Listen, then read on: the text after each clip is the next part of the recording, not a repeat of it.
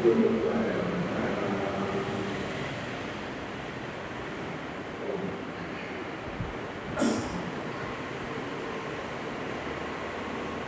ചുടാമണിയിൽ 32 സ്വരങ്ങളാണ് ശ്രദ്ധിച്ചത്.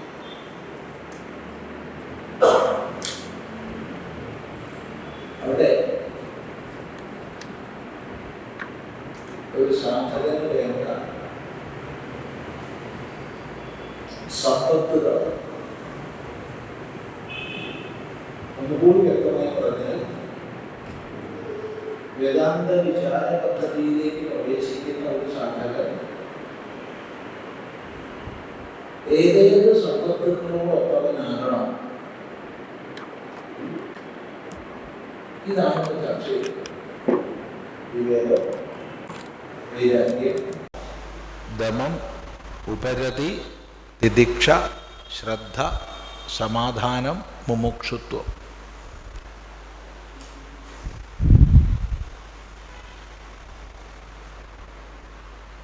അപ്പം ഈ എല്ലാ സമ്പത്തും തികഞ്ഞിരിക്കുമോ ആർക്കെങ്കിലും?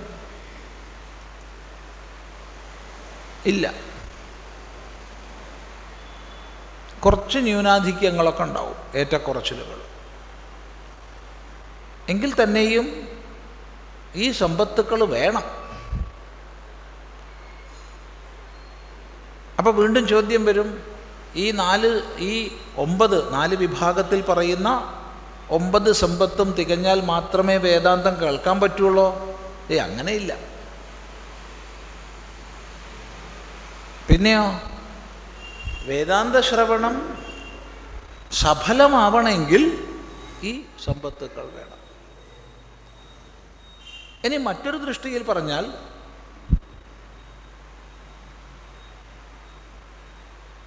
വേദാന്ത ശ്രവണം ചെയ്യുന്നതിനനുസരിച്ച് ഈ സമ്പത്തുക്കൾ വർദ്ധിക്കുകയും ചെയ്യും.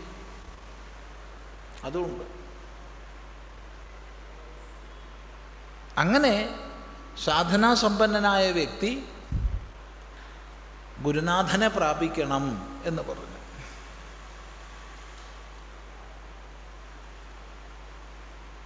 എങ്ങനെയുള്ള ഗുരുനാഥനെ? പ്രാജ്ഞനായ ഗുരുനാഥനെ, പ്രകൃഷ്ടജ്ഞാനത്തോടൊത്തവൻ, പ്രകൃഷ്ടമായ ശ്രേഷ്ഠമായ ജ്ഞാനത്തോടൊത്തവനാണ് ഇവിടെ പ്രാജ്ഞൻ. ഈ സന്ദർഭത്തിൽ അങ്ങനെയുള്ള ഗുരുനാഥനെ പ്രാപിക്കണം എന്ന് പറഞ്ഞു. അതാണ് നമ്മൾ ഒടുവിൽ ശ്രദ്ധിച്ചത്. നോക്കൂ, ഉക്തസാധന സമ്പന്നഃ തത്വജിജ്ഞാസുരാത്മനഃ ഉപസീദേത് ഗുരും പ്രാജ്ഞം യസ്മാത് ബന്ധവിമോക്ഷണം. അത് പറഞ്ഞിട്ടില്ല എന്നുണ്ടോ? ഉക്തസാധന സമ്പന്നഃ. ഉക്തസാധന സമ്പന്നഃ എന്ന് പറഞ്ഞാൽ ഉക്തമായ പറയപ്പെട്ട സാധനകളാൽ സമ്പന്നനായവൻ. ഇത് ഈ വിജ്ഞാനത്തിന് എന്താ വേണ്ടത് എന്ന് ചോദിച്ചപ്പോൾ ഗുരുനാഥൻ പറഞ്ഞു, ശ്രദ്ധയാ സത്യമാപ്യതേ, ശ്രദ്ധ കൊണ്ട് സത്യത്തെ നേടുന്നു എന്ന്. ശ്രദ്ധയാണ് മുഖ്യം.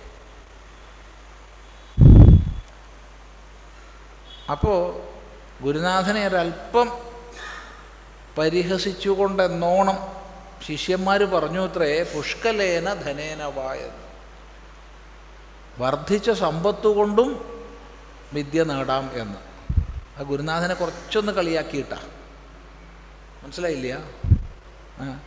ഗുരുനാഥന് കുറച്ച് ദക്ഷിണ അധികം കൊടുത്താലും അറിവ് നേടാമെന്ന്. പുഷ്കലേന ധനേനവ, വർദ്ധിച്ച ദക്ഷിണ കൊണ്ടും ധനം കൊണ്ടും വിദ്യ നേടാമെന്ന്. പക്ഷെ ഗുരു അതിനെ തീർത്തും അനുമോദിച്ചു. ശരിയാണ് നിങ്ങൾ പറഞ്ഞതെന്ന്. കാരണം അവിടെ ഏതാ ധനം? അവിടെ ധനം കറൻസി അല്ല,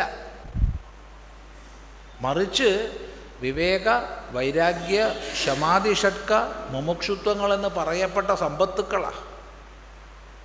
ഇത് പുഷ്കലമായിട്ടുണ്ടാകുമ്പോൾ, വർദ്ധിച്ച തോതിലുണ്ടാകുമ്പോൾ ജ്ഞാനം പ്രാപ്തമാകും അതാണ് ഉക്തസാധന സമ്പന്ന.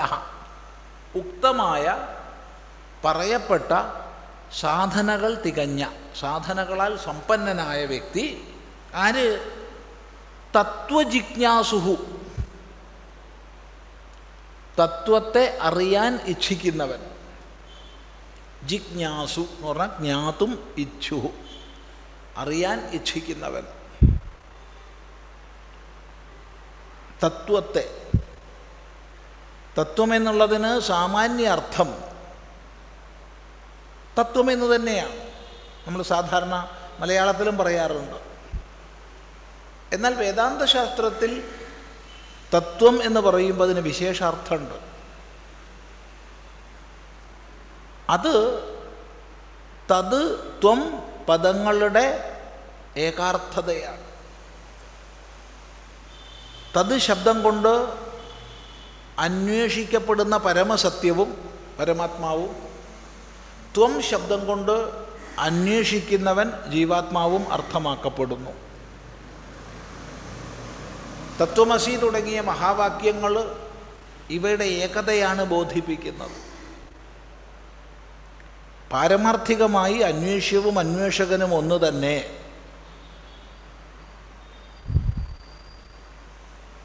ജീവപരഭേദം പരമാർത്ഥത്തിലില്ല. സത്യം ഏകമാണ്. ഈയൊരു ദർശനമാണ് തത്വം. അപ്പം തത്വജിജ്ഞാസു, തത്വത്തെ അറിയാൻ ഇച്ഛിക്കുന്നവൻ, ആത്മനഃ തനിക്ക്. ഗുരുനാഥൻ തത്വജ്ഞാനിയാണെന്ന് പറഞ്ഞുകൊണ്ട് ശിഷ്യന് പ്രയോജനമില്ല.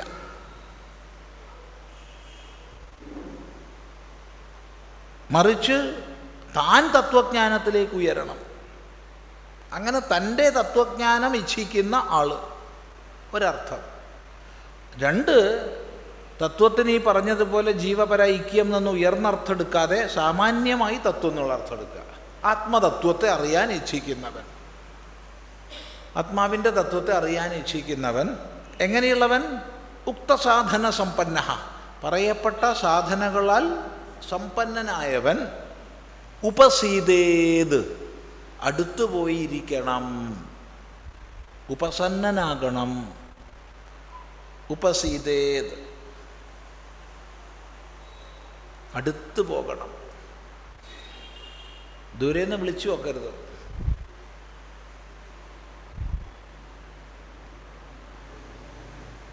തർക്കത്തിലൂടെ അല്ലെങ്കിൽ മറ്റ് ചർച്ചകളിലൂടെ ഒന്നുമല്ല ഈ ആത്മജ്ഞാനം നേടേണ്ടത്. അത് ഗുരുപദേശം വഴിക്കാണ്. അതുകൊണ്ട് ഉപസീതേത്, അടുത്തുപോയി ഇരിക്കണം. അപ്പം അടുത്തുപോയി ഇരിക്കണം എന്ന് പറയുമ്പോൾ അതിന് വിധിയുണ്ട്. ഗുരുനാഥനെ പ്രാപിക്കുന്നതിനുള്ള വിധികളുണ്ട്, സമ്പ്രദായങ്ങളുണ്ട്. ഭഗവാൻ ഭാഷ്യകാരൻ തന്നെ ഉപസദന വിധിയെ, അതായത്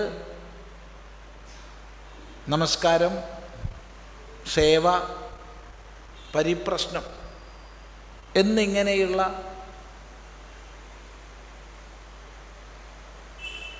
ഉപസദന വിധിയെ, പരിപ്രശ്നം എന്ന് പറഞ്ഞാൽ ദേശകാലങ്ങളെ നോക്കി വീണ്ടും വീണ്ടും ചോദിക്കുക, സേവ ചെയ്യുക, ഗുരുനാഥനെ സേവിക്കുക.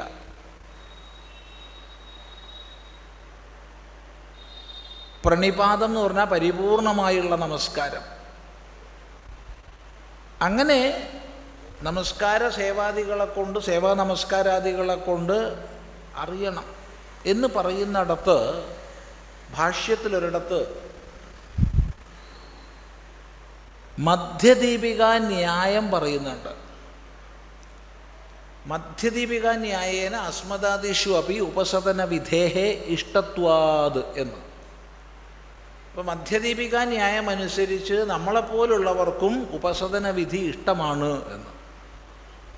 ഇത് ഓരോ തലമുറയ്ക്കും ഇത് പറയാൻ സാധിക്കണം.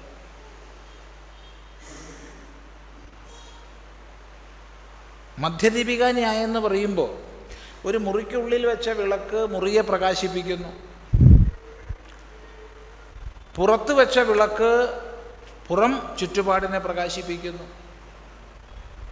എന്നാൽ മധ്യത്തിൽ വെച്ച വിളക്കോ പടിയിൽ വെച്ച വിളക്കോ അകവും പ്രകാശിപ്പിക്കുന്നു, പുറവും പ്രകാശിപ്പിക്കുന്നു. ഇതുപോലെ ആചാര്യന്മാർ നമുക്ക് കാണിച്ചു തരുന്ന വ്യവഹാരം ഇന്നലെകളിൽ അനുഷ്ഠിക്കപ്പെട്ടതാണ്, പോരാ നാളെകളിൽ അനുഷ്ഠിക്കപ്പെടേണ്ടതാണ്. ഇതാണ് ഭാഷ്യകാരൻ ചൂണ്ടിക്കാണിക്കുന്നത്.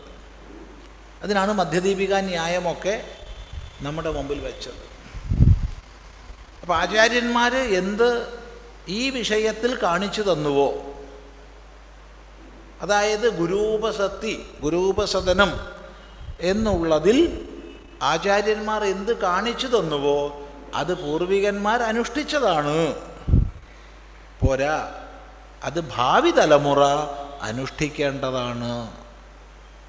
അങ്ങനെയുള്ള സമ്പ്രദായങ്ങളെയൊക്കെ പരിപാലിക്കുമ്പോഴാണ് ധർമ്മം അഥവാ ധർമ്മവ്യവസ്ഥ പുലരുന്നത്. അതാണ് അസ്മദാദിഷു അഭി ഇഷ്ടത്വാത്. നമ്മളെപ്പോലുള്ളവരിലും ഇത് ഇഷ്ടം തന്നെയാണ്, എന്നുവെച്ചാൽ നമുക്കും ഇത് ഇഷ്ടം തന്നെയാണ് എന്ന്. അത് ഈ സമ്പ്രദായങ്ങൾ നിലനിൽക്കാൻ വേണ്ടിയിട്ടാണ്. അല്ലാണ്ട് ആരെങ്കിലും ചെന്ന് നമസ്കരിക്കുന്നത് ശങ്കരാചാര്യർക്ക് ഇഷ്ടമെന്ന് അർത്ഥമില്ല, ഇഷ്ടമല്ല എന്നും അർത്ഥമില്ല.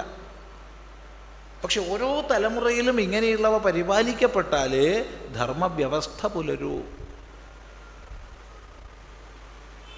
അങ്ങനെ ഉപസീതേത്, സമീപിച്ചാലും ഉപസദനം ചെയ്താലും അരികെ പോയിരുന്നാലും ആരുടെ അരികെ പോയിരിക്കണം? ഗുരും പ്രാജ്ഞം.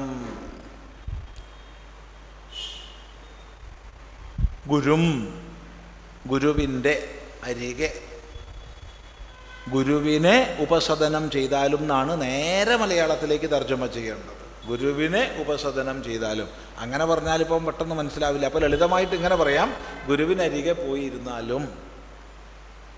ഗുരു അന്ധകാരത്തെ നീക്കുന്നവനാണ്. ഗുരു വ്യക്തമായി ഉപദേശിക്കുന്നവനാണ്.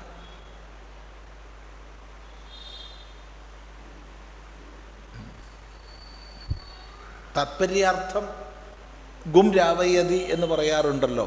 അന്ധകാരത്തെ നീക്കുന്നവനാണ് ഗുരു. ഇനി ഗുരുശബ്ദം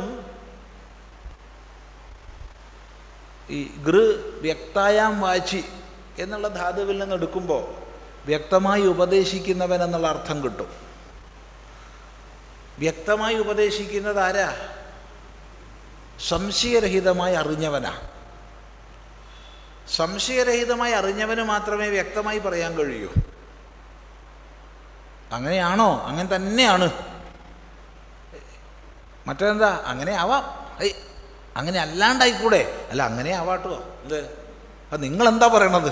അല്ല എനിക്കിപ്പോൾ അങ്ങനെയും പറയാം ഇങ്ങനെയും പറയാം. അതല്ല, വ്യക്തമായി അത് അങ്ങനെ തന്നെയാണ്. ഭാഷ്യങ്ങളിൽ ഈ ഒരു ദൃഢത നമുക്ക് ആവർത്തിച്ച് കാണാം. യഥാ അസ്മാഭിः വ്യാഖ്യാത ഏവ അസ്യ അർത്ഥഃ. ഇതിൻ്റെ അർത്ഥം നമ്മൾ പറഞ്ഞത് തന്നെയാണ്. നമ്മൾ പറഞ്ഞതാവാം എന്നല്ല, വേറെ സാധ്യത ഉണ്ട് എന്നല്ല, ഇത് തന്നെയാണ്. നമ്മളൊക്കെ എന്തൊരു അധ്യപ്രസംഗ ശങ്കരാചാര്യസ്വാമികൾ. ഞാൻ പറഞ്ഞത് തന്നെ അപ്പം അത് ശരിയെന്ന് പറയണമെങ്കിൽ എന്തൊരു ഇങ്ങനെയൊക്കെ പാടുണ്ടോ നമുക്ക് തോന്നും. അതാണ് സ്വാനുഭൂതിയുടെ ദൃഢതയിൽ സന്ദേഹലേശമില്ല.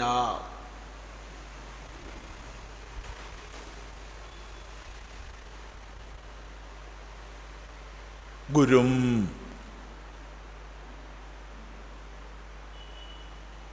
നമ്മളിപ്പോൾ അപഗ്രഥിച്ചിട്ട് ഇപ്പോൾ വേദാന്തം നമുക്ക് കോളേജിൽ പഠിക്കാം, ശാസ്ത്രിക്ക് പഠിക്കാം, ആചാര്യക്ക് പഠിക്കാം. കുറച്ചും കൂടിയും കടന്നു പോയി കഴിഞ്ഞാൽ അതിൻ്റെ മുകളിൽ ഡോക്ടർ ഓഫ് ഫിലോസഫി ആവാം, പോസ്റ്റ് ഡോക്ടറിലാവാം, അങ്ങനെ പോവാം.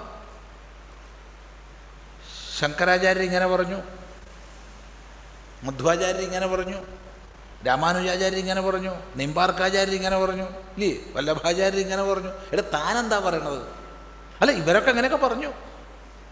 അത് കുറച്ച് അവിടുന്ന് എടുത്തു, ഇവിടുന്ന് കുറച്ച് എടുത്തു, എല്ലാം കൂടി ഒരു തീസീസാക്കി PhD ഒപ്പിച്ചു.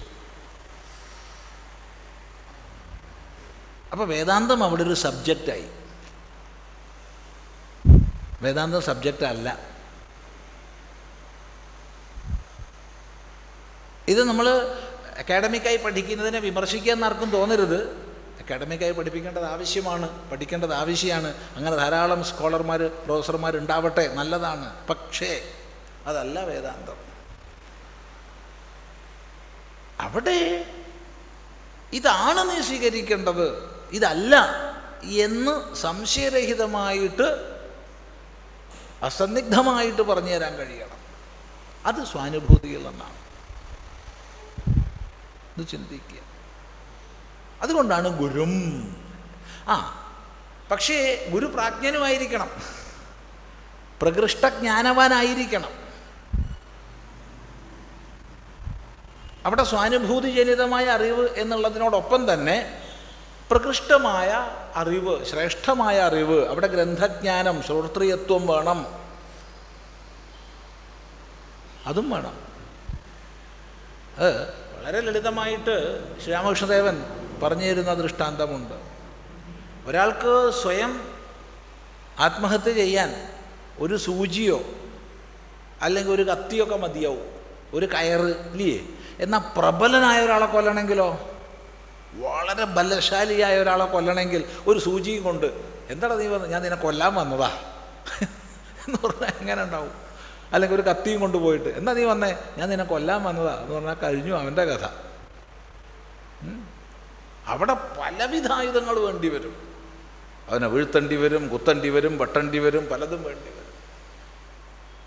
ഇതുപോലെ തനിക്ക് തത്വനിർണയത്തിന് ബഹുശാസ്ത്രങ്ങളുടെ ആവശ്യമില്ല. എന്നാൽ മറ്റൊരു മനുഷ്യ മനസ്സിലേക്ക്, അതും ചോദ്യം ചെയ്യുന്ന മനുഷ്യ മനസ്സിലേക്ക് അറിവ് പ്രദാനം ചെയ്യണമെങ്കിൽ ബഹുശാസ്ത്രങ്ങളുടെ അനിവാര്യതയുണ്ട്. അതുകൊണ്ട് ഗുരു പ്രാജ്ഞനുമാകണം. ഗുരും പ്രാജ്ഞം, പ്രാജ്ഞനായ ഗുരുവെ ഉപസീതേത്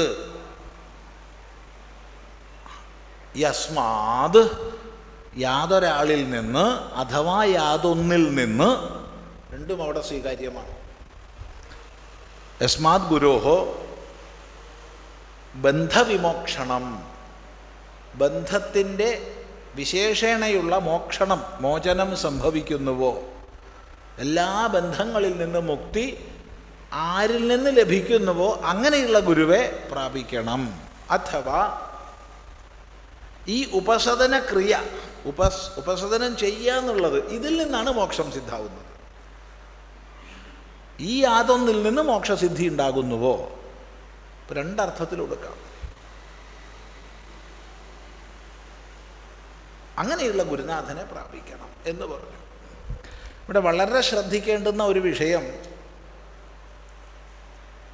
ശിഷ്യൻ്റെ ലക്ഷണങ്ങൾ, ശിഷ്യനുണ്ടായിരിക്കേണ്ടുന്ന സമ്പത്തുകൾ, അവയെ വിസ്തരിച്ച് പറഞ്ഞ ശേഷമാണ് ഹ്രസ്വമായി ഗുരുവിൻ്റെ ലക്ഷണങ്ങൾ പറയാൻ പോണത്.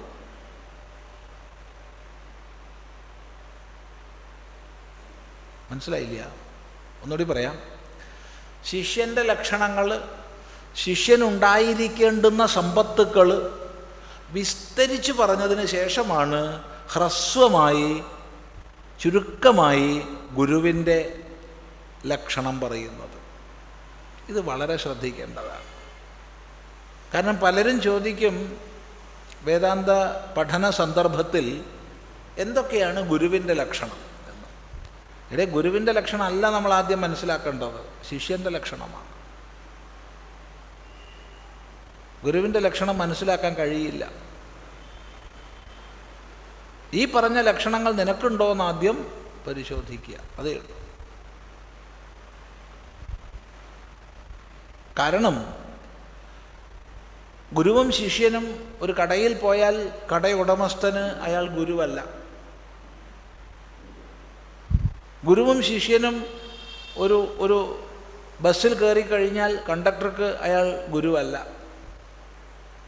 അത് യാത്രക്കാരനാണ്, മറ്റൊരു സാധനം വാങ്ങാൻ വന്ന ആളാണ്. ഗുരുവാകുന്നത് ശിഷ്യം പ്രതി ഗുരു. ശിഷ്യന് നേർക്കാണ് ഗുരുവാകുന്നത്, എല്ലാവർക്കും അല്ല. അപ്പം അതുകൊണ്ട് ഗുരുവിൻ്റെ ലക്ഷണ വിചാരത്തിനേക്കാൾ ആദ്യം നമ്മൾ ചെയ്യേണ്ടത് ശിഷ്യൻ്റെ ലക്ഷണ വിചാരമാണ്. എന്ന് മാത്രമല്ല, ഒരു കേവലമായൊരു വസ്തുതയുണ്ട്. അത് സിദ്ധാന്തമല്ല, അത് പുസ്തകങ്ങളിൽ നിന്ന് ലഭിക്കുന്നതുമല്ല. അതെന്തെന്നാൽ ശിഷ്യൻ പാകപ്പെട്ടാൽ ഗുരു എത്തിപ്പെടും. ശിഷ്യൻ പാകപ്പെടാത്ത കാലത്തോളം സാക്ഷാൽ ശ്രീ ശങ്കരാചാര്യരുടെ മുമ്പിൽ പോയാലും നമ്മൾ തിരിച്ചറിയില്ല.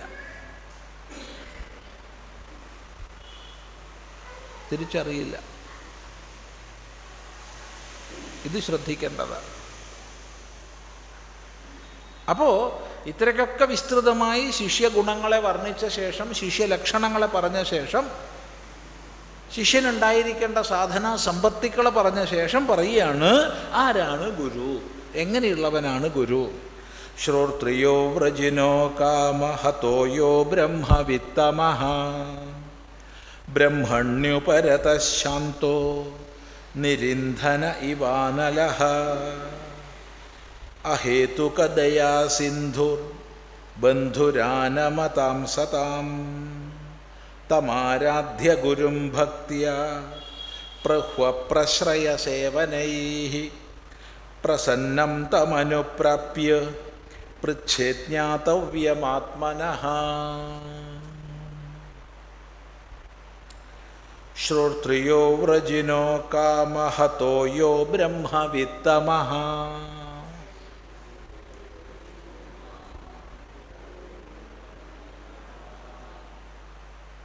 ബ്രഹ്മണ്യുപരതഃ ശാന്തോ നിരിന്ധന ഇവാനലഃ അഹേതുകദയാ സിന്ധുഃ ബന്ധുരാനമതാം സതാം തമാരാധ്യ ഗുരും ഭക്ത്യാ പ്രഹ്വപ്രശ്രയസേവനൈഃ പ്രസന്നം തമനുപ്രാപ്യ പൃച്ഛേത് ജ്ഞാതവ്യമാത്മനഃ.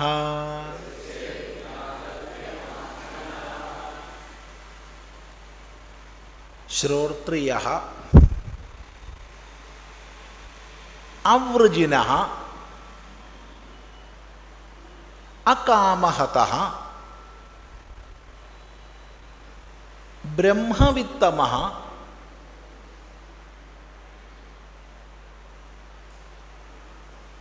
ബ്രഹ്മണി ഉപരതഃ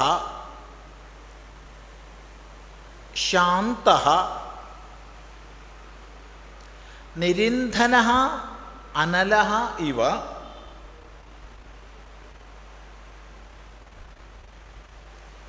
ആനമതാം സതാം ബന്ധുഃ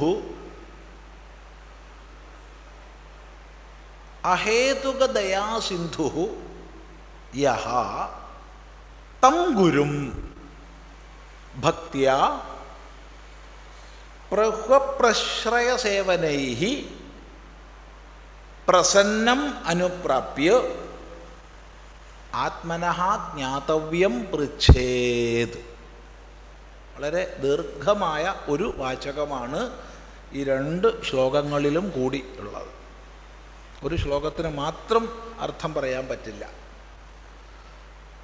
അപ്പോൾ ആദ്യത്തെ ഭാഗത്ത് കുറേ പദങ്ങളെ പറഞ്ഞു. ഈ പദങ്ങളൊക്കെ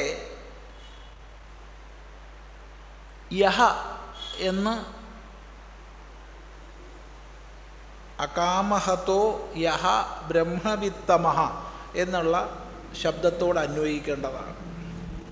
അപ്പം യാതൊരാൾ യഹ എന്ന് പറഞ്ഞാൽ യാതൊരാൾ.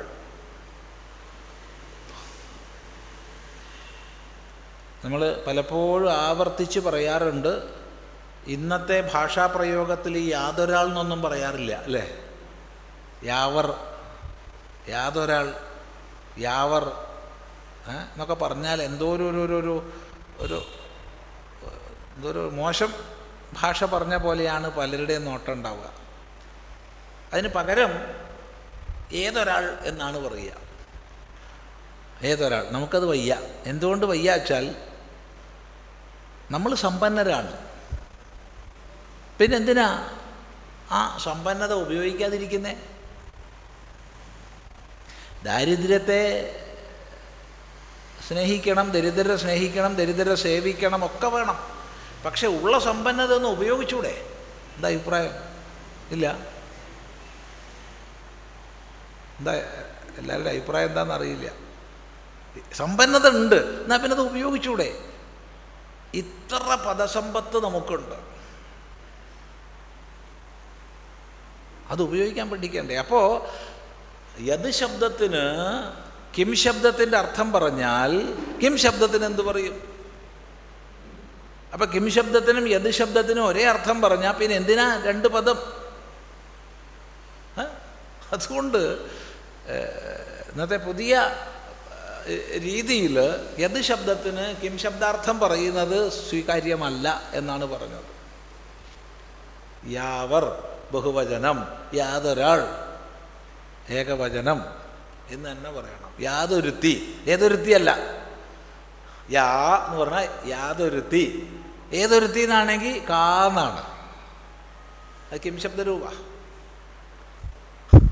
നമ്മൾ ഈ സമ്പന്നത ഉണ്ടായിട്ട് എന്തിനാ ഈ ദാരിദ്ര്യം കളിക്കുന്നതെന്നുള്ളതാണ് വലിയൊരു വിഷയം. അത്രയ്ക്കധികം പദങ്ങൾ നമുക്കുണ്ട്, ഓരോന്നിനും വിശിഷ്ടങ്ങളായ അർത്ഥങ്ങളാണ്. അപ്പം അത് പ്രയോഗിക്കണ്ടേ? ശരി, ഇരിക്കട്ടെ. അപ്പം യാതൊരാളാണോ? എങ്ങനെ? ശ്രോത്രിയ, ശ്രോത്രിയനായിരിക്കണത്. വിധിവത് അധീതശ്രുത, വിധിപ്രകാരം ശ്രുതിയെ അധ്യയനം ചെയ്തവൻ, അഥവാ വിധിപ്രകാരം അധ്യയനം ചെയ്ത ശ്രുതി സമ്പത്തോടു കൂടിയവൻ, അവനാണ് ശ്രോത്രിയൻ. ഓരോ ഗുരുനാഥനും ഉപദേശിക്കുന്നത് തൻ്റെ സ്വാനുഭൂതിയുടെ ദൃഢതയിൽ ഇരുന്നു കൊണ്ടായിരിക്കും. എന്നാൽ ആ ഉപദേശങ്ങൾ, അതിന് വിനിയോഗിക്കുന്ന പദാവലികളൊക്കെ തന്നെ പൂർവാചാര്യന്മാരിൽ നിന്ന് ലഭിച്ചതായിരിക്കും.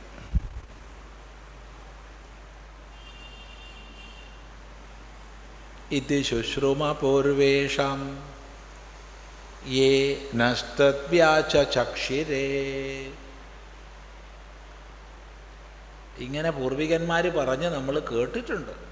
ആര് നമുക്കിതൊക്കെ വ്യാഖ്യാനിച്ചു തന്നുവോ അവർ പറഞ്ഞിട്ട്. അതാ ഞാൻ നിങ്ങളോട് പറയണത്. ഇത് ശുശ്രുമധീരാണാം ഏ നസ്തദ്വിച ചക്ഷിരേ. ഇപ്രകാരം ധീരന്മാർ നമുക്ക് വ്യാഖ്യാനിച്ച് തന്നിട്ടുണ്ട്. അവരിൽ നിന്ന് ഞാനിതൊക്കെ കേട്ടിട്ടുണ്ട്. അതാണ് നിങ്ങൾക്കും പറഞ്ഞു തരുന്നത് എന്നാ. ഇതെന്ന് തുടങ്ങി ആർക്കും പറയാൻ വയ്യ. നോക്കൂ, ശാധിമാം ത്വാ പ്രപന്നം എന്ന് പറഞ്ഞ് ഭഗവാനിൽ സമർപ്പിതനായ അർജുനനോട് ഞാൻ ഉപദേശിക്കുന്നു എന്ന് പറഞ്ഞാൽ എന്താ? അർജുനൻ സ്വീകരിക്കില്ലേ? സ്വീകരിക്കും. എന്നാൽ ഭഗവാൻ അങ്ങനെ പറഞ്ഞിട്ടില്ല. എല്ലാം ഉച്യതേ ഉച്യതേ ഉച്യതേ ഇങ്ങനെ പറയപ്പെടുന്നു.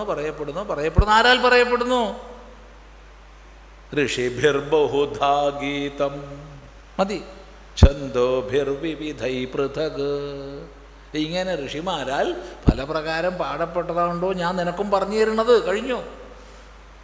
അങ്ങനെ നമ്മൾ ഉപനിഷത്തിലേക്ക്, ബ്രാഹ്മണങ്ങളിലേക്ക് അതിനും മൂലം തേടി ഇനി അങ്ങോട്ട് പോകാൻ കഴിയാത്ത സംഹിതയുടെ പ്രഥമ സ്ഥാനത്തെത്തിയാലും ഇത് തന്നെയാണ്. പൂർവേഭിഹി ഋഷിഭിഹി ഈഡ്യഃ. യഥാ പൂർവേ സഞ്ജാനാന ഉപാസതേ. ഋക്കിൻ്റെ ആദ്യവും ഋക്കിൻ്റെ അവസാനവും.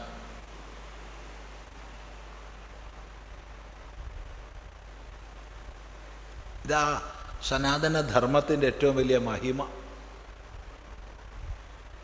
അപ്പോൾ പരമ്പരാക്രമത്തിൽ കൈമാറി വന്ന അറിവോടൊത്തവൻ അവനാണ് ശ്രോത്രിയൻ.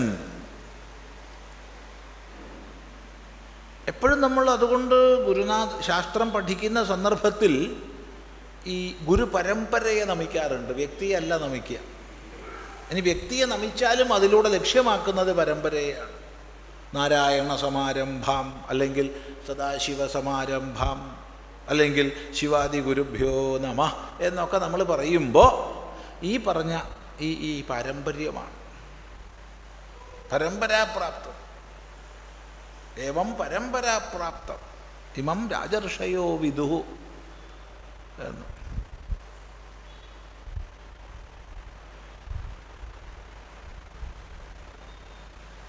ശ്രോത്രിയ, വിധിപ്രകാരം പഠിച്ചവൻ. ഗുരുവിൽ നിന്ന് ഗുരുവിന് ഗുരു, തൻ്റെ പരമഗുരു, പരമഗുരുവിന് ഗുരു, തൻ്റെ പരമേഷ്ഠി ഗുരു, പരമേഷ്ഠി ഗുരുക്ക് ഗുരു, തൻ്റെ പരാത്പര ഗുരു, അങ്ങനെ അങ്ങനെ അങ്ങ് പോവും.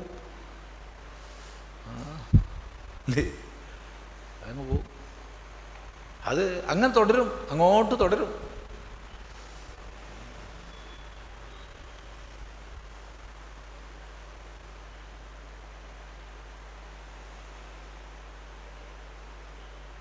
ശ്രോത്രിയ.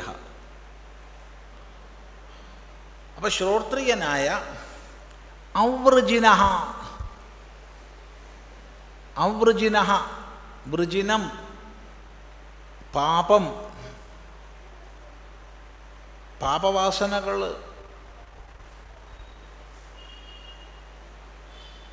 അവനെ പറ്റിക്കണം അവളെ പറ്റിക്കണം എന്നുള്ള ചിന്തകൾ,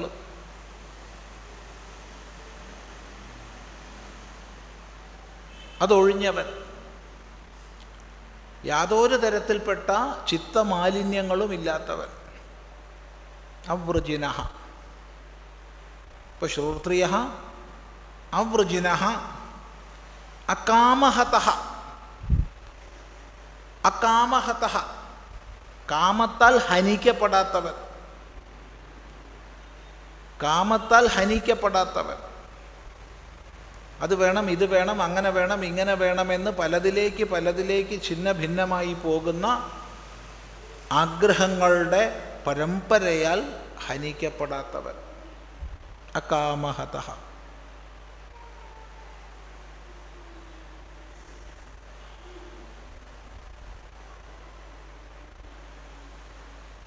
അപ്പോൾ ശ്രോത്രിയ അവൃജിനഃ അകാമഹതഃ ബ്രഹ്മവിത്തമഃ. ബ്രഹ്മവിത്തമഃ, ബ്രഹ്മവിത്തുക്കളിൽ വെച്ച് ശ്രേഷ്ഠനായവൻ. ഇവിടെ വളരെ ശ്രദ്ധിക്കേണ്ടുന്നൊരു പദമാണത്. കാരണം ഈ തരാതമ പ്രത്യയങ്ങളൊക്കെ ബ്രഹ്മവിത്തിൽ ചേർക്കണോ എന്നൊരു ചോദ്യം വരാം, ഇല്ലേ?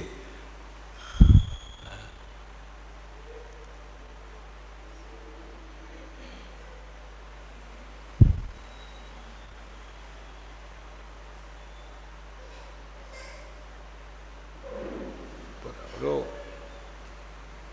ഖണ്ഡിതമായിരിക്കുന്ന, മുറിയാവുന്ന, പരിമിതമായ ഒരു വിഷയത്തെ സംബന്ധിച്ച്, മേഖലയെ സംബന്ധിച്ച് കുറച്ചറിയുക, കൂടുതലറിയുക, അല്ലെങ്കിൽ കുറച്ച് ചെയ്യുക, കൂടുതൽ ചെയ്യുക എന്നൊക്കെ പറയാം. ഒരു കിലോമീറ്റർ ദൂരമുണ്ട്, ഞാനതിൽ 1/4 കിലോമീറ്റർ നടന്നു, ബാക്കി 3/4 നാളെ നടക്കാം എന്ന് പറയാം. അല്ലെങ്കിൽ ഞാനൊരു 1 മീറ്റർ ദൂരം അല്ലെങ്കിൽ 10 മീറ്റർ ദൂരത്തിൽ പകുതി ഞാൻ ചാടി, പകുതി പിന്നെ ചാടാം എന്ന് പറയാം. എന്നാൽ അങ്ങനെ ഖണ്ഡിതമല്ലാത്തതിൽ അങ്ങനുണ്ടോ? അങ്ങനുണ്ടോ? എന്താ അഭിപ്രായം? പോലീസിലേക്ക് തിരഞ്ഞെടുപ്പ് നടക്കുന്നു, അപ്പോൾ ചാടണം. എത്ര ചാടണം? 4 മീറ്റർ ചാടണം. എന്നാൽ ഇന്നിന്ന ആൾക്കാർ 2 മീറ്റർ ചാടിയാലും മതി. അപ്പോൾ പൊതുവായി എല്ലാവരും 4 മീറ്റർ ചാടണം. റിസർവേഷൻ ഇല്ലാത്തവർ 4 metre, general category 4 metre, reservation category 2 metre ചാടണം. ഇയാൾ പോലീസായി, ഇൻസ്പെക്ടറായി, അതിന് മുകളിലായി കള്ളൻ ഓടുക. കള്ളൻ പ്രഗത്ഭനാ. കള്ളൻ കിണറിൻ്റെ കുറുകെ ചാടി. കിണറിന് 4 മീറ്ററാ. അപ്പോഴോ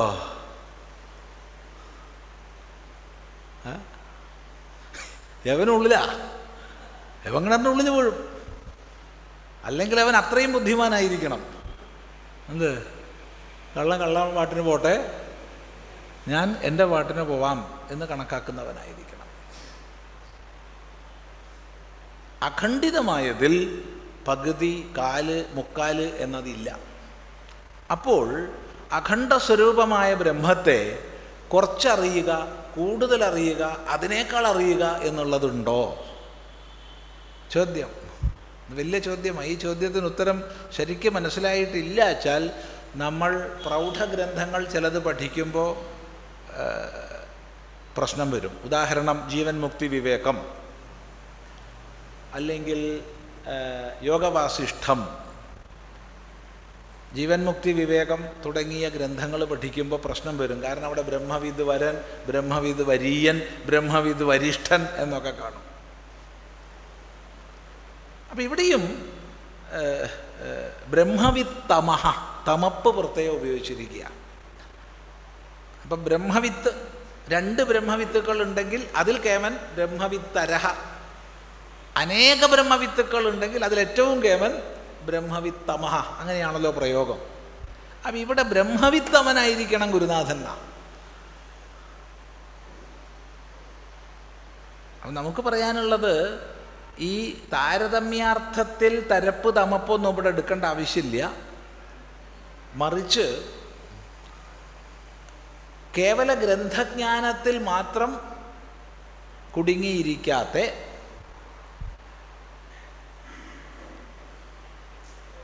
ഗ്രന്ഥജ്ഞാനത്തിൽ മാത്രം കുടുങ്ങിയിരിക്കാതെ സ്വാനുഭൂതി സമ്പന്നനായ ബ്രഹ്മവിത്ത് എന്നുള്ള അർത്ഥത്തിൽ ബ്രഹ്മവിത്തമൻ എന്ന് പറയാം. അങ്ങനെ എടുക്കുന്നതായിരിക്കും നന്നാവുക ഈ പ്രകൃതത്തിൽ. ഇവിടെ അല്ലാത്തത് നമുക്ക് അപ്പുറത്തേക്ക് അർത്ഥം ചെയ്യാം. ഇവിടെ അത് എടുക്കണമല്ല. കേവലം ഈ ഗുരുനാഥൻ ശിഷ്യനെ കളിയാക്കുന്നൊരു ഭാഗമുണ്ട്. ശബ്ദാനേവ പഠസ്യാഹോ തേഷാം അർത്ഥം ന പശ്യസി എന്ന്. ഓഹോ, നീ നല്ല ശബ്ദങ്ങൾ നല്ല പഠിക്കണ്ടല്ലോ എന്ന്. അപ്പോൾ അത് പ്രശംസയാണെങ്കിലും സംഗതി കളിയാക്കല. എന്താണ്? അവരുടെ അർത്ഥമൊന്നും നിനക്കറിയില്ലല്ലോ. അങ്ങനെയല്ല. സ്വാനുഭൂതി സമ്പന്നനായിരിക്കുന്നവൻ എന്നർത്ഥം.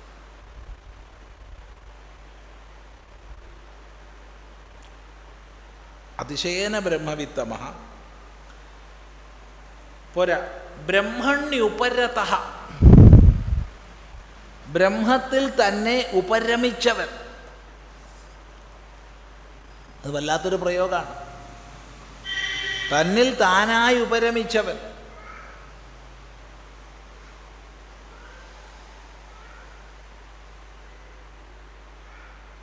സത്യം ജ്ഞാനം അനന്തം ബ്രഹ്മ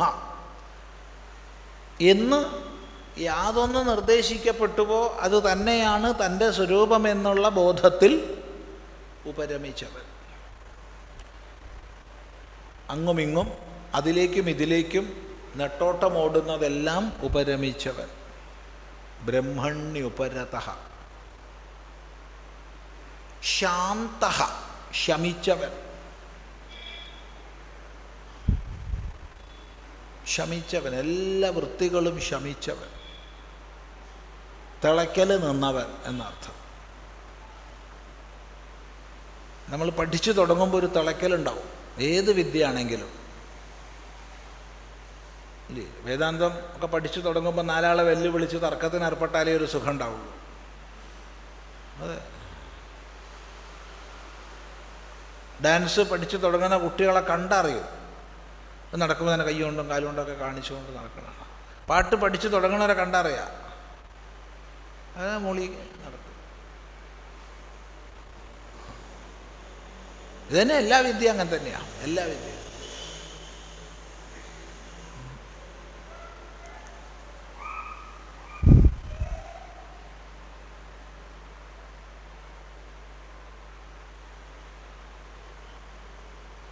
എന്നാൽ ഇവിടെ ശാന്തനായിരിക്കുന്നു, നിറഞ്ഞിരിക്കുന്നു. നിറഞ്ഞാൽ ശാന്തായി, ശമിച്ചു. നിരിന്ധനൈവാനലഹ, ഏതുപോലെ എന്നാണെങ്കിൽ നിരിന്ധനൈവാനലഹ. അനലഹ, അനലൻ, അനലൻ അഗ്നി. നിരിന്ധനായിരിക്കുന്നു. ഇന്ധനം വന്നതിനനുസരിച്ച് അവൻ ആളി കത്തി കത്തി കത്തി ഇന്ധനം കഴിഞ്ഞു. ഇപ്പം എന്തായി? ശാന്തഭാവത്തെ പ്രാപിച്ചു. ഈ പ്രപഞ്ച വികൃതികളെ വർദ്ധിപ്പിക്കാനുള്ള അവിദ്യാവാസനകളൊക്കെ ശമിച്ചു. അതാണ് നിരിന്ധന ഇവാനല. ഇങ്ങനെ യാതൊരാളുണ്ടോ, എങ്ങനെ? അഹേതുകദയാ സിന്ധു, ഹേതു ഇല്ലാത്ത ദയയുടെ സിന്ധു ആയവൻ. സിന്ധു ഇവിടെ സമുദ്രം. ഇവിടെ എന്ന് പറയാൻ കാരണം സിന്ധുവിന് നദി എന്നർത്ഥമുണ്ട്, ജലസ്രോതസ് എന്നർത്ഥമുണ്ട്, സമുദ്രമെന്നർത്ഥമുണ്ട്, അനേക അർത്ഥങ്ങളുണ്ട്. ഇവിടെ സമുദ്രം. അഹേതുകദയാ സിന്ധു, ഹേതുവില്ലാത്ത ദയയുടെ കടൽ. ദയയുടെ കടലാണ്, കാരുണ്യക്കടലാണ് ഗുരുനാഥൻ. എന്താ അതിന് കാരണം? കാരണമൊന്നുമില്ല.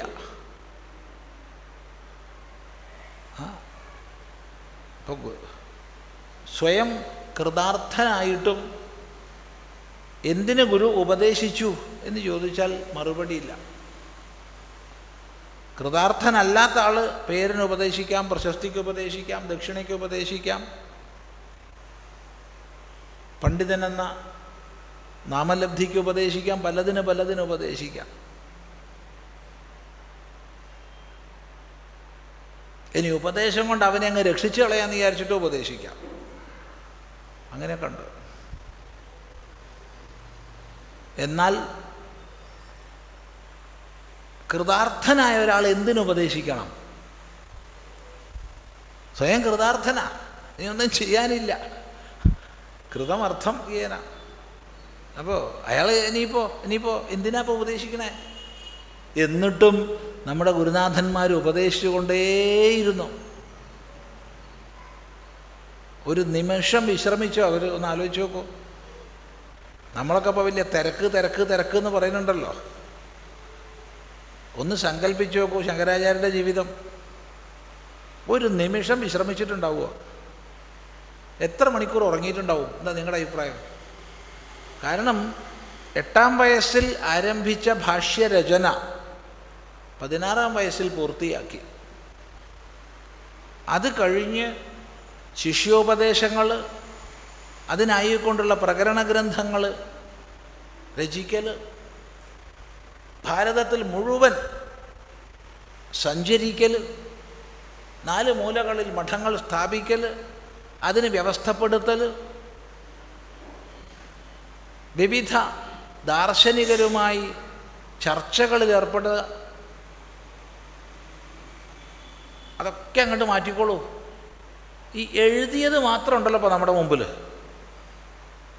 അതിനൊന്ന് ആലോചിച്ച് നോക്കൂ. ഇലക്ട്രിക് ലൈറ്റ് ഉണ്ടോ? ഇന്നിപ്പോൾ വോയിസ് ടൈപ്പിംഗ് ഒക്കെയാണ്. പറഞ്ഞാൽ മതി, ടൈപ്പ് ചെയ്ത് ഇങ്ങോട്ട് വരും.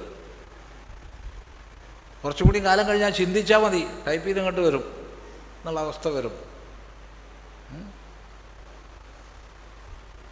പോട്ടെ, ടൈപ്പ് ചെയ്യല്ല, കടലാസിൽ എഴുതാനുണ്ടോ? കടലാസുണ്ടോ? അതുമില്ല. ഭൂർജപത്രത്തിൽ വർണ്ണക്കൂട്ടുകൾ ഉണ്ടാക്കിയിട്ട് എഴുതാം,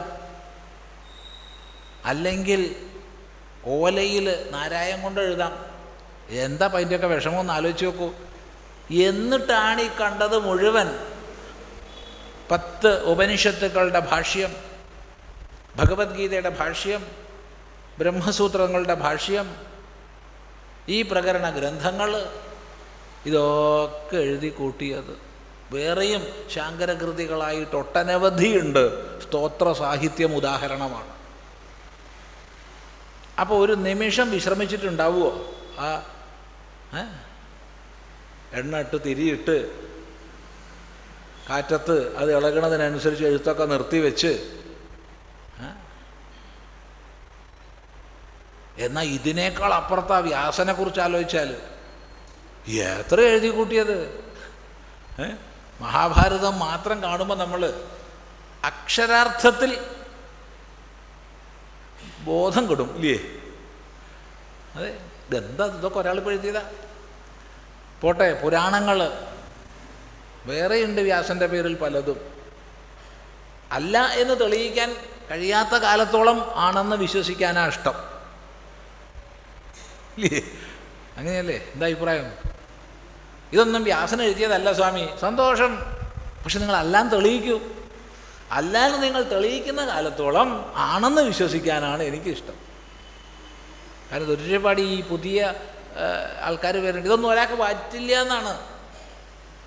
എടേ, ഈ മഹാഭാരതമൊന്നും ഇല്ലെന്നേ. ചെറിയ 8000 ശ്ലോകങ്ങളേ ഉള്ളൂ.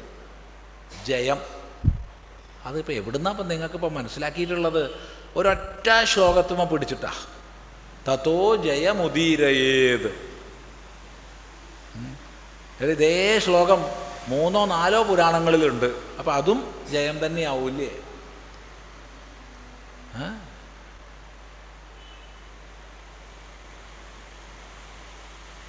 എന്താപ്പം ചെയ്യാം? ആലോചിച്ച് നോക്കൂ.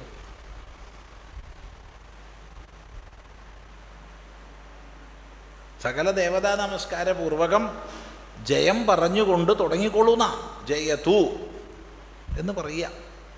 അതാണ് ദേവി ജയതു. അങ്ങനെ സകല ദേവതകളെയും ജയം പറഞ്ഞിട്ട് തുടങ്ങിക്കൊള്ളൂ ഒരു പ്രവൃത്തി, ഇതൊക്കെ ജയാവും എന്നാണ്. അതിനിപ്പോൾ എന്താ നമ്മൾ കണ്ടുപിടിച്ചത്? വ്യാസം കുറച്ച് എഴുതിയിട്ടുള്ളൂ. എന്തുകൊണ്ട്? എനിക്കിതൊന്നും കഴിയില്ല. എനിക്ക് കഴിയാത്തതുകൊണ്ട് വേറെ ആർക്കും കഴിയില്ല. അത്രയേ ഉള്ളൂ. എളുപ്പമായി. അപ്പം അവരൊക്കെ ഒരു നിമിഷം വിശ്രമിച്ചിട്ടുണ്ടാവുമെന്ന് ആലോചിച്ചിട്ട്. വ്യാസൻ പിന്നെ കുറേ കാലം ഇരുന്നു എന്നെങ്കിലും വിചാരിക്കുക. ശങ്കരാചാര്യസ്വാമികൾ ആകെ 32 കൊല്ലേ ശരീരവാനായിട്ട് ഇരുന്നിട്ടുള്ളൂ. അതിനിടയ്ക്കാണ് ഈ പണികളൊക്കെ ചെയ്തത്. അപ്പം എത്ര മണിക്കൂർ ഉറങ്ങിയിട്ടുണ്ടാവും? എന്താ അഭിപ്രായം?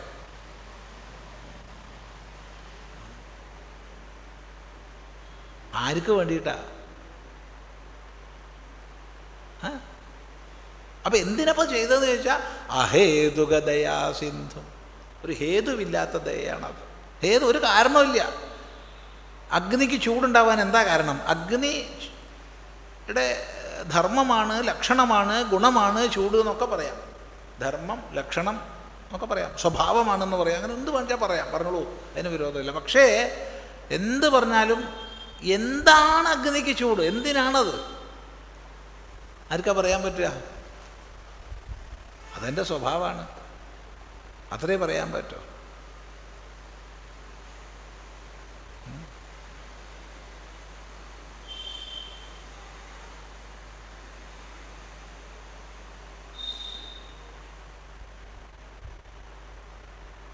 ചിന്തിക്കുക. അപ്പം അതുകൊണ്ട് അഹേതുകദയാ സിന്ധു, ഹേതുവില്ലാത്ത ദയയുടെ കടലാണ് ഗുരുനാഥൻ. അങ്ങനെയുള്ള യഹ ആനമതാം സതാം ബന്ധുഹു, പരിപൂർണമായി നമസ്കരിക്കുന്ന സജ്ജനങ്ങൾക്ക് ബന്ധുവായിട്ടുള്ളവൻ. അതൊരു പോരായ്മയാണ്. നമസ്കരിച്ചാലേ ബന്ധുവാവൂ എന്നൊക്കെ പറഞ്ഞാൽ ഇല്ലേ? നമസ്കരിക്കാത്തവർക്ക് ശത്രുവാണോ? നമസ്കരിക്കാത്തവർക്ക് ശത്രുവാന്ന് പറഞ്ഞിട്ടില്ല. നമസ്കരിക്കുന്നവർക്ക് ബന്ധുവാണെന്നേ പറഞ്ഞിട്ടുള്ളൂ. നമസ്കരിക്കുന്നവർക്ക് ബന്ധുവാന്ന് പറഞ്ഞാൽ നമസ്കരിക്കാത്തവർക്ക് ശത്രുവാന്ന് അർത്ഥമുണ്ടോ? അതുണ്ടോ? അങ്ങനെ അർത്ഥമുണ്ടോ? അതില്ല.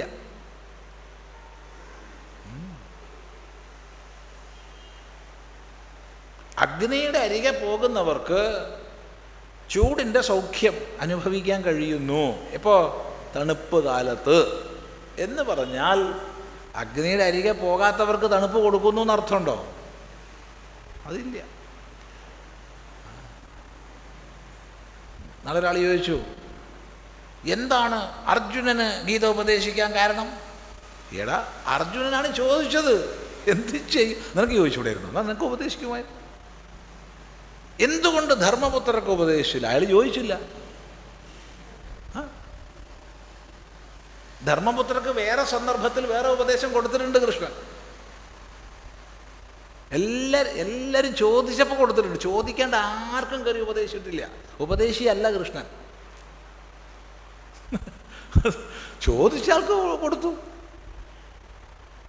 അല്ലാണ്ട് എല്ലാവരും വരൂ ഞാൻ ഉപദേശിക്കാട്ടുവോ എന്ന് പറഞ്ഞിട്ട് നടന്ന ആളാണോ കൃഷ്ണൻ? അല്ല. ആര് ഏത് ഭാവത്തിൽ സമീപിച്ചോ അവർക്ക് അതൊക്കെ കൊടുത്തു. അതിൽ ധർമ്മവും അർത്ഥവും കാമവും മോക്ഷവും ഒക്കെ ഉണ്ട്.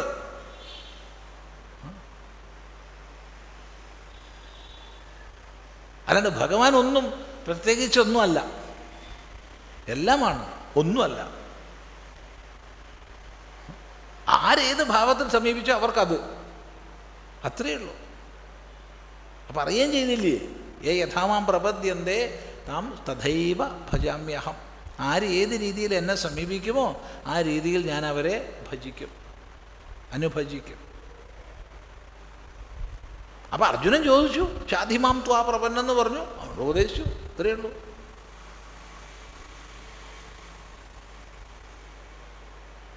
അത് ബന്ധുരാനമതാം സദാം, പരിപൂർണമായി നമിക്കുന്നവർക്ക് ബന്ധുവായിട്ടുള്ളവൻ, ഇങ്ങനെയെല്ലാമുള്ള ഗുരുനാഥൻ. അതാണ് ശ്രോത്രിയ അവ്രജിന അകാമഹത ബ്രഹ്മവിത്തമ ബ്രഹ്മണി ഉപരത ശാന്ത നിരിന്ധന ഇവ അനല അഹേതുകദയാ സിന്ധു ആനമതാം സതാം ബന്ധു. അവിടെ ആനമതാം സതാം എന്നും കൂടി പറഞ്ഞിട്ടുണ്ട്. നമസ്കരിക്കുന്നവർക്ക് മുഴുവൻ ബന്ധുവല്ല, നമസ്കരിക്കുന്ന സത്തുക്കൾക്ക് സജ്ജനങ്ങൾക്കാണ്. അതും പറഞ്ഞിട്ടുണ്ട്. ഞാൻ നമസ്കരിച്ചുല്ലോ എന്നിട്ട് എൻ്റെ ബന്ധുവായില്ലല്ലോ എന്ന് പറയാൻ പറ്റില്ല. അങ്ങനെയൊക്കെ ഉള്ളതായ തം ഗുരും, അങ്ങനെയുള്ള ഗുരുവെ, ഈ പറഞ്ഞ ലക്ഷണങ്ങളോടുകൂടിയ ഗുരുവെ ഭക്തിയാ ആരാധ്യ, ഭക്തിപൂർവം ആരാധിച്ചിട്ട്, ഗുരുനാഥനെ, ഈ പറഞ്ഞ ലക്ഷണങ്ങളോടുകൂടിയ ഗുരുനാഥനെ ഭക്തിപൂർവം ആരാധിച്ചിട്ട്.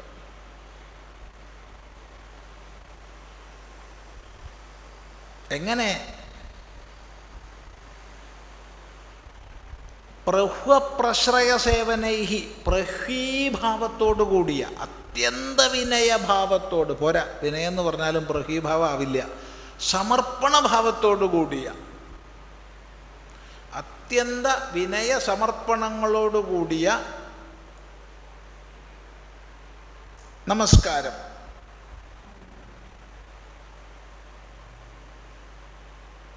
സമാശ്രയം, സേവനം.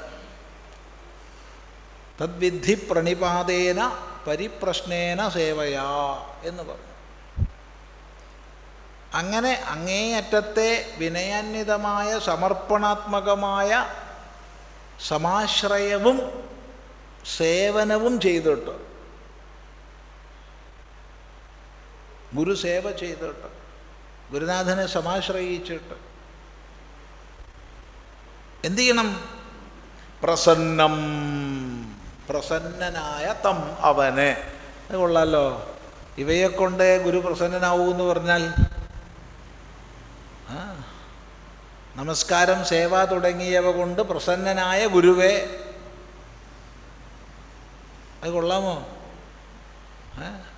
അപ്പോൾ ഗുരു ഇങ്ങനെ സേവയൊക്കെ ചെയ്താൽ സന്തോഷിക്കുക, അല്ലെങ്കിൽ സന്തോഷിക്കാതിരിക്കുക എന്നുള്ളതായ ഒരു ഭാവം അത് കൊള്ളുമോ?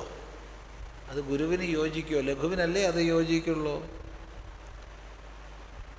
അപ്പം അവിടെ നമ്മൾ മനസ്സിലാക്കേണ്ടത്, ഗുരുനാഥൻ്റെ പ്രസന്നതയെ തിരിച്ചറിയണമെങ്കിൽ അത് തിരിച്ചറിയാനുള്ള കഴിവ് സാധകന് വേണം. ആ തിരിച്ചറിവ് വേണമെങ്കിൽ സാധകൻ്റെ ഹൃദയം ശുദ്ധമായിരിക്കണം, അല്ലെങ്കിൽ തിരിച്ചറിയാൻ പറ്റില്ല. അപ്പം നമസ്കാരം, സേവ തുടങ്ങിയവയിലൂടെ വാസ്തവത്തിൽ തൻ്റെ അന്ധഃകരണം ശുദ്ധമാകുന്നു. തൻ്റെ അന്ധഃകരണം ശുദ്ധമാകുന്നതിനനുസരിച്ച് ഗുരുമഹിമ കൂടുതൽ കൂടുതലായിട്ട് ബോധിക്കുന്നു. അതാണ് വസ്തുത. അല്ലാതെ നമ്മൾ സേവ ചെയ്തുകൊണ്ട് ഗുരുനാഥന് പ്രത്യേകിച്ച് സന്തോഷം ഉണ്ടായി എന്നുള്ളതല്ല.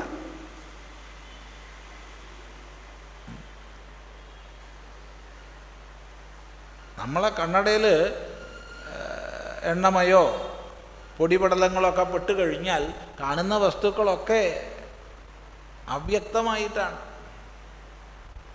ഭ്രമാത്മകമായിട്ടാണ്. അവിടെ ആ വസ്തുക്കളിലല്ല ഭ്രമമുള്ളത്, ആ വസ്തുക്കളിലല്ല മങ്ങലുള്ളത്, നമ്മുടെ കണ്ണടയിലാണ്. അത് തുടക്കിയേ വേണ്ടു. അത് വൃത്തിയാക്കിയാൽ കാഴ്ചയും വൃത്തിയായി.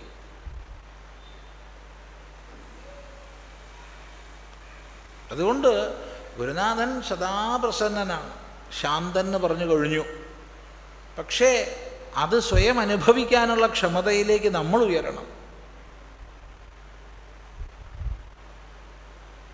അങ്ങനെ പ്രശ്രയസേവനൈഹി പ്രസന്നം തം അനുപ്രാപ്യ, പ്രാപിച്ചിട്ട് ഇതൊക്കെ ചെയ്ത് അടുത്ത് പ്രാപിച്ചിട്ട് പൃച്ഛേത്, ചോദിക്കണം. ഇതൊക്കെ ചെയ്താലും ചോദിക്കണം. ഇതൊക്കെ ചെയ്ത് അങ്ങനെ അടുത്ത് കൂടിയോണ്ട് കാര്യമില്ല.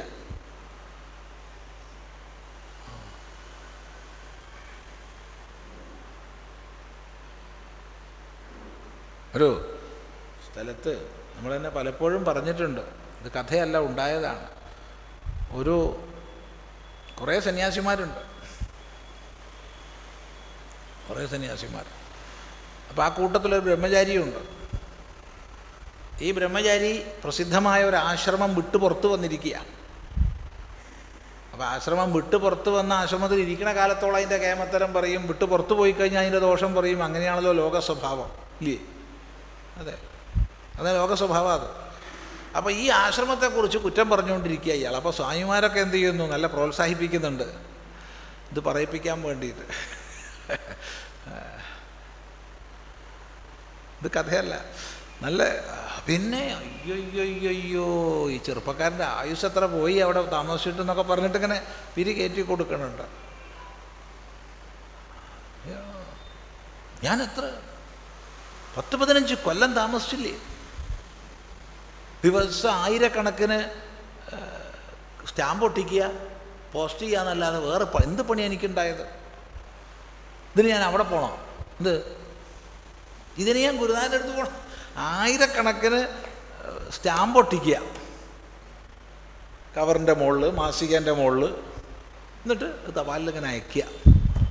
ഇതിന് ഞാൻ അവിടെ പോകേണ്ട ആവശ്യമുണ്ടോ? ഇതാണ്. അപ്പോൾ 2-3 പേര് രസികന്മാരാണ്, ഒരു വല്ലാതെ കൂട്ടി കൊടുക്കണ്ട. ഇങ്ങനെ കഷ്ടം കേട്ടോ, എന്തൊരു കഷ്ടം. ചെറുപ്പത്തിൽ പഠിക്കേണ്ട സമയത്ത് പഠിക്കാതെ ഈ തപാൽ സ്റ്റാമ്പ് ഒട്ടിച്ചിട്ട് പോയല്ലോ, അത് വേറെ പല സ്ഥലത്ത് കാണിച്ചു കഴിഞ്ഞാൽ കൂലിയെങ്കിലും കിട്ടുമായിരുന്നു എന്നൊക്കെ പറഞ്ഞു. എന്നുവെച്ചാൽ അതും ഇല്ല എന്നൊക്കെ പറഞ്ഞു. അപ്പോൾ അതിൻ്റെ അന്ന് ഈ സംഭാഷണം നടക്കുന്ന സമയത്ത് കയറി പറയാൻ നമ്മളെ സംബന്ധിച്ച് കുറച്ച് ചില വിഷമമുണ്ട്. എന്തുകൊണ്ടെന്ന് വെച്ചാൽ അന്ന് ആ കൂട്ടത്തിൽ, സന്യാസിമാരുടെ കൂട്ടത്തിൽ ജൂനിയറാണ് നമ്മൾ അക്കാലത്ത്. ഇതിപ്പോൾ 30 32 കൊല്ലത്തിലധികം മുമ്പുള്ളൊരു കഥയാണ്. അപ്പോൾ എല്ലാത്തിനും ഒരു സമ്പ്രദായം ഉണ്ടല്ലോ, നമ്മൾ കയറി അങ്ങോട്ട് പറയരുതല്ലോ. പക്ഷെ ഇതിങ്ങനെ വല്ലാതെ കൂടിയപ്പോൾ ഇനി ഇയാളെ കൊണ്ട് എന്തിനെങ്ങനെ പാപം അനുഭവിപ്പിക്കണേ എന്ന് വെച്ചാൽ, അതിരിക്കട്ടെ, നിങ്ങളിപ്പോൾ ആ ആശ്രമത്തിൽ പോയി ജോയിൻ ചെയ്തു എന്നുള്ളത് ശരിയാണ്. പക്ഷെ നിങ്ങൾ എന്തിനാണ് വന്നതെന്ന് ചോദിച്ചിരുന്നോ? അറിയാനുള്ളത് ചോദിച്ചിരുന്നോ അവിടെ? അതെന്തിനാ ചോദിക്കണത്? അതൊക്കെ ഗുരുനാഥന്മാർക്ക് അറിയണ്ടേ നമ്മൾ എന്തിനാ വന്നതെന്ന്. അത് പറ്റില്ല, ചോദിക്കാൻ തന്നെ വേണം. അതാണ് പൃച്ഛേത്, ചോദിക്കണം. ചോദിക്കാൻ തന്നെ വേണം. അല്ലാതെ ആത്മജ്ഞാനം ആരും ചോദിക്കാതെ ഉപദേശിക്കില്ല. ധർമ്മോപദേശം ചോദിക്കാതെ കിട്ടും. ധർമ്മോപദേശം ചോദിക്കാതെ കിട്ടും. പക്ഷേ ആത്മോപദേശം ഒരിക്കലും, ബ്രഹ്മോപദേശം ഒരിക്കലും ചോദിക്കാതെ കിട്ടില്ല. ചോദിച്ചാൽ കിട്ടുമോ? ചോദിച്ചാൽ പിന്നെയും കാലം നീണ്ടുപോകും. അപ്പം ചോദിക്കണം. പൃച്ഛേദ്.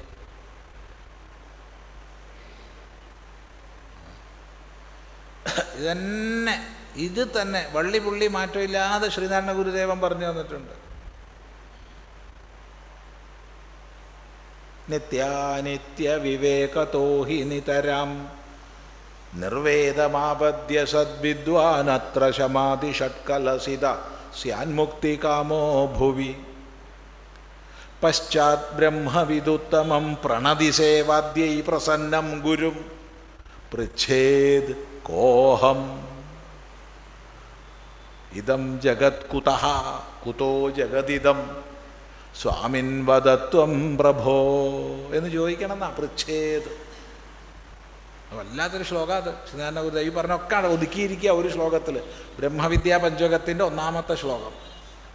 നിത്യാനിത്യ വിവേകം കൊണ്ട് നല്ലതുപോലെ നിർവേദത്തെ, വൈരാഗ്യത്തെ പ്രാപിച്ചിട്ട്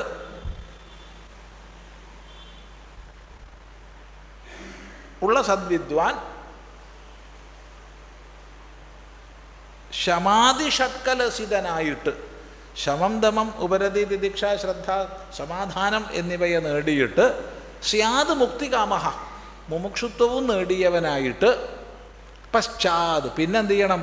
ഈ സമ്പത്തൊക്കെ ആയിക്കഴിഞ്ഞാൽ ഇനിയിപ്പോൾ വഴിയാത്ര പോവാം. യാത്ര പോകാനുള്ള പൈസ ആയിക്കഴിഞ്ഞാൽ പോവാം. എന്ത് ചെയ്യണം? പശ്ചാത് ബ്രഹ്മവിദുത്തമം, ഉത്തമ ബ്രഹ്മജ്ഞാനിയെ പ്രണതി സേവാദ്യൈ പ്രസന്നം ഗുരും, നമസ്കാരം, സേവ തുടങ്ങിയവയെ കൊണ്ട് പ്രസന്നനാക്കിയിട്ട് പൃച്ഛേദ് ചോദിക്കണം. എന്താ ചോദിക്കേണ്ടത്? കോഹം, ഞാനാര്? ഇത് ഗുരുനാഥനോടെ ചോദിക്കാൻ പറ്റൂ കേട്ടോ. ഇത് വേറെ ആരുടെയും ചോദിക്കാൻ പറ്റുമോ? ഒരു യൂണിവേഴ്സിറ്റിയിലെ പ്രൊഫസറോട് അല്ലെങ്കിൽ ഒരു നാട്ടിൽ വഴിയിലുള്ള ഒരാളോട് എനിക്കൊരു സംശയം ചോദിക്കാം, എന്താണോ ഒന്ന് ചോദിക്കൂ, ഞാൻ ആരാ അത് ചോദിക്കാൻ പറ്റുമോ? അയാൾ വേഗം നമ്മളെ കൊണ്ടുപോയിട്ട് വേറെ സ്ഥലത്താക്കും. ഇല്ലേ? എന്താ അഭിപ്രായം? ഇല്ല? ഒരാളുടെ എനിക്ക് സംശയമുണ്ട്, കാര്യമായൊരു സംശയമാണ്, എന്താണ്, ഞാൻ ആരാ എന്ന് ചോദിക്കാൻ പറ്റുമോ? പറ്റില്ല. അവിടെ നീ ആരാന്ന് ചോദിക്കാം. നീ ആരാ എന്ന് ചോദിക്കാം. അപ്പോൾ അയാൾ പറയും ഞാൻ ഇന്നാളാണ്, ഞാൻ ഇന്നാളാന്ന് പറയും. എന്നാൽ ഗുരുനാഥന്മാരുടെ അടുത്ത് പോയിട്ട് നീ ആരാന്ന് ചോദിക്കേണ്ട ആവശ്യമില്ല. നീ ആരാണ്? പൂർവാശ്രമം എവിടെയാണ്? എടാ, അതിൻ്റെ ആവശ്യമില്ല. അവിടെ ചോദിക്കേണ്ടത് ഞാൻ ആരെന്നാ. പൃച്ഛേത് കോഹമിതം കുതോ ജഗദിതി, ഈ ജഗത്ത് എവിടുന്നാ? സ്വാമിൻ വദത്വം പ്രഭോ, ഹേ സ്വാമി അങ്ങ് പറഞ്ഞു തരണേ എന്ന് ചോദിക്കണമെന്ന് ശ്രീനാരായണ ഗുരുദേവൻ ബ്രഹ്മവിദ്യാപഞ്ചകത്തിൻ്റെ 1ാം ശ്ലോകത്തിൽ ഈ ആശയങ്ങളെ മുഴുവൻ സംഗ്രഹിക്കും. ശങ്കരാചാര്യർ മഹാ അപകടമാണ്, മഹാ അപകടം പിടിച്ച ആളാണ്. സവർണരുടെ വരണ്യവർഗത്തിൻ്റെ സംസ്കൃതത്തിൽ രചന ചെയ്തപ്പോൾ ശ്രീനാരായണ ഗുരുദേവൻ സാധാരണ ജനങ്ങളുടെ മലയാളത്തിൽ രചന ചെയ്തു. അഭിപ്രായം ഇല്ലേ? നിത്യാനിത്യ വിവേകതോ ഹി നിതരാം നിർവേദമാപദ്യ സദ്വിദ്വാനത്ര ശമാധി ഷട്കലസിത സ്യാന്മുക്തികാമോ ഭുവി പശ്ചാത് ബ്രഹ്മവിദുത്തമം പ്രണതി സേവാദ്യൈ പ്രസന്നം ഗുരും പൃച്ഛേത് കോഹമിതം കുതോ ജഗദിതി സ്വാമിൻ വദത്വം പ്രഭോ എന്ന് പച്ച മലയാളത്തിൽ എഴുതി. ഇല്ലേ? മറ്റൊക്കെ ഒരു വരണ്യവർഗത്തിൻ്റെ രീതിയാണ് ശങ്കരാചാര്യർക്ക്. എന്താണ്? ബ്രാഹ്മണ, അതാണ് ബ്രാഹ്മണ മേധാവിത്വം, ബ്രാഹ്മണിക്കൽ ഹെജിമണി, അതാണ് ശങ്കരാചാര്യർ. ഇതിപ്പോൾ ശ്രീനാരായണ ഗുരുദേവൻ ശങ്കരാചാര്യരെന്ന് പേര് വെക്കാതെ ഇത് കലർത്തിയാണ്ട് വെച്ചു വെച്ചാൽ ഒരു വിദ്വാനും വേർതിരിക്കാൻ പറ്റില്ല. ഉറപ്പാ, അത്ര ഒന്നാ. ആർഷബോധം ഒന്നാ, രണ്ടല്ല. അതിൽ അടർത്തി മാറ്റാനുള്ള ശ്രമമാണ് ഇത്തരം വിഡ്ഢിത്തങ്ങൾ പറച്ചത്. ശരി, ഇരിക്കട്ടെ. അപ്പോൾ പൃച്ഛേദ് എന്താ ചോദിക്കേണ്ടത്? ജ്ഞാതവ്യം ആത്മനഃ, തനിക്ക് ജ്ഞാതവ്യമായത്, ജ്ഞാതവ്യം അറിയപ്പെടേണ്ടത്, അത് ആദ്യം നിശ്ചയിക്കണം. എന്താ ഇപ്പം അറിയപ്പെടേണ്ടതെന്ന്, എന്താണ് അറിയേണ്ടത്? അത് നിശ്ചയിച്ചിട്ട് വേണം ഗുരുവിൻ്റെ അടുത്ത് പോകാനല്ലേ. അല്ലാണ്ട് ഗുരുനാഥൻ്റെ അടുത്തേക്ക് പോയി എന്താണെന്ന് വെച്ചാൽ ചോദിച്ചോളൂ, ഈ പറഞ്ഞൊക്കെ ആയി, എന്താണ്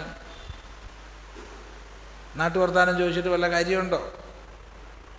ഈ പ്രാവശ്യം മുഖ്യമന്ത്രിയുടെ ദുരിതാശ്വാസ ഫണ്ട് വേണ്ട പോലെ തന്നെയാണോ ഉപയോഗിക്കപ്പെടുക? എന്താ അഭിപ്രായം നിങ്ങളുടെ? എടാ, ഇതല്ല ജ്ഞാതവ്യം. അതറിഞ്ഞിട്ടിപ്പോൾ നിനക്കിപ്പോൾ കാര്യം എന്ത്? നിനക്ക് പരമപുരുഷാർത്ഥത്തിലേക്ക് എത്താൻ എന്ത് വേണോ അതാണ് നിനക്ക് ജ്ഞാതവ്യം. ഈ ജ്ഞാതവ്യം വേണം ചോദിക്കേണ്ടത്. അപ്പോൾ ഒരാൾ വിചാരിക്കുക മറ്റതാണ് എൻ്റെ ജ്ഞാതവ്യം, അത് ചോദിക്കാം, വിരോധമൊന്നുമില്ല. അത് ചോദിച്ചാൽ അതിന് മറുപടി കിട്ടും.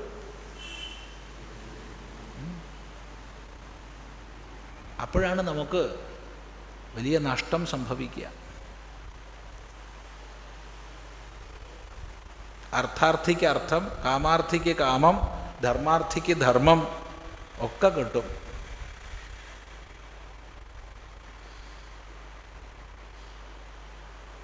പല സ്തോത്രങ്ങളുടെയും ഒടുവിൽ കാണാം, ഇത് പ്രാർത്ഥിക്കുന്നവന് പുത്രപൗത്ര സമ്പത്തി ഉണ്ടാവും, പത്നി കിട്ടും, അത് കിട്ടും, ഇത് കിട്ടും. ഇതൊക്കെ അത് ഇല്ലെങ്കിലും കിട്ടൂലേ? ഇല്ല. ആ സ്തോത്രം ചൊല്ലില്ലെങ്കിലും അതൊക്കെ കിട്ടില്ല. ഇല്ല. അതുകൊണ്ട് വിശേഷമായിട്ട് കിട്ടേണ്ടത് എന്താ? അതല്ലേ നമുക്ക് ജ്ഞാതവ്യം, അതല്ലേ ലബ്ധവ്യം. ചിന്തിച്ചു നോക്കൂ. അപ്പോൾ എന്താണോ തനിക്ക് ജ്ഞാതവ്യമായത് അത് പൃച്ഛേദ്, ചോദിക്കണം എന്നാണ്. ചോദിക്കുക തന്നെ വേണം. ഇതാണ് 34-ാം ശ്ലോകം.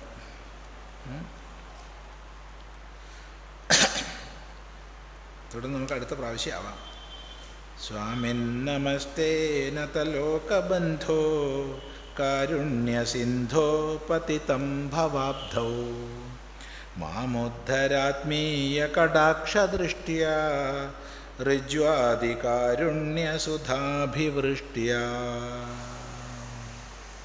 ദുർവാരസംസാരദവാഗ്നിതപ്തം ദോധൂയമാനം ദുരദൃഷ്ടവാതൈഃ ഭീതം പ്രപന്നം പരിപാഹി മൃത്യോ ശരണ്യമന്യത് യദഹം ന ജാനേ.